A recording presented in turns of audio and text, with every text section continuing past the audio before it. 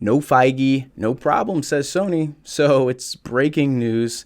This will be a short one because it's developing, but it looks like Marvel will no longer have a hand in the production of the Spider-Man feature films. And it looks like Sony and Disney did not come to an agreement. And this is as reported by Deadline First, and a couple people have picked it up.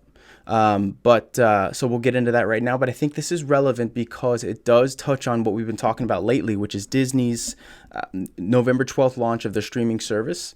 So I really do think the overarching point is they are comfortable. And when you hear about, and I don't want to bury the lead, but when you hear about how reportedly the negotiations panned out and what kind of happened for the deal to basically elapse, and no one came to an agreement, I think you'll agree. But first, before we even get into it, just really quick, make sure to go ahead, like, and subscribe. There's only a couple channels that have actually talked about this already, so it's breaking, developing. There's a couple reports and videos will be coming out probably tonight and tomorrow, but happy to just quickly talk about this. So make sure to like and subscribe, and you'll get these videos 10 and 6 p.m. So this one's a little bit late because I wanted to make sure I had all the facts straight. But okay, so it looks like Sony and Disney, they had a deadline. They needed to come to an agreement regarding the profit share, basically all the paperwork that goes along with every partnership and deal and major production, but they didn't reach it.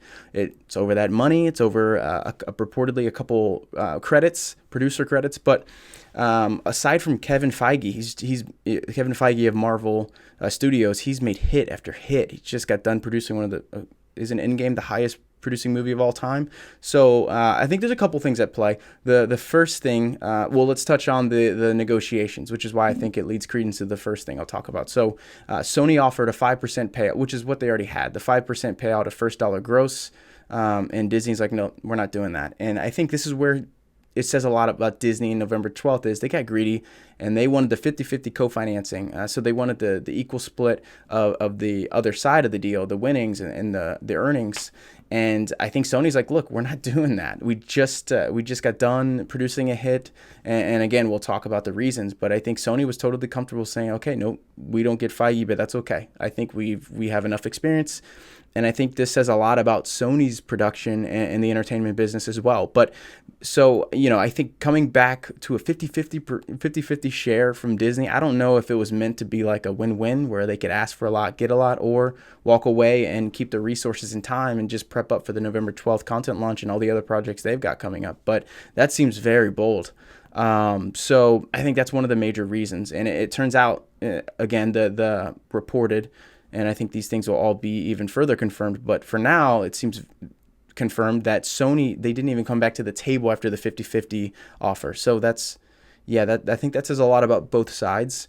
But on top of the fact that I think Disney's comfortable, you got to remember Disney owns 50% of the merch on Spider-Man. So they were asking for 50% of the actual franchise of the upcoming projects, and they already own 50% of the merch no matter what.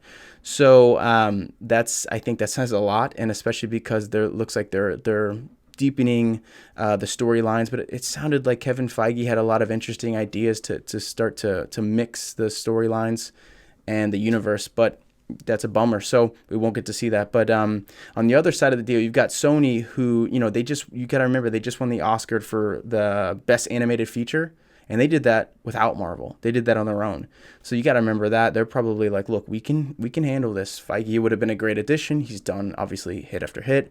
But we can also do this. And I think giving up 50% of what Holland and Spider-Man are going to become, I think that's a major deal. They've got major projects already slated on the books. And I'm pretty sure Sony's confident they can pull those off. So they got Tom Hardy coming back as a sequel. They've got Jared Leto playing Morbius. So that's coming up too. So that's already on the books. And I think he'll be a great character. And I think he'll be a great addition to what Sony's doing. But this is just interesting. And I think it perpetuates this idea that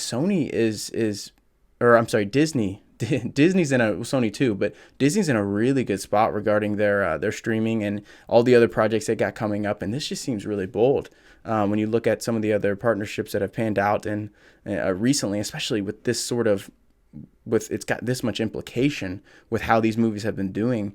This just seems really bold, and I think it shows a lot of confidence on both parts. But I just want to report that to you. That's it. And if anything develops, I'll make sure to let you know first. But exciting news for Sony, interesting news for Disney, and it's a bummer for fans, all over the world who kind of wanted to see those universes mixed. But hey, we'll see what pans out. And yeah, thanks for checking this out, guys. Make sure to like and subscribe. Share the video if you find it useful, but happy to bring you this story first. Thanks a lot, guys.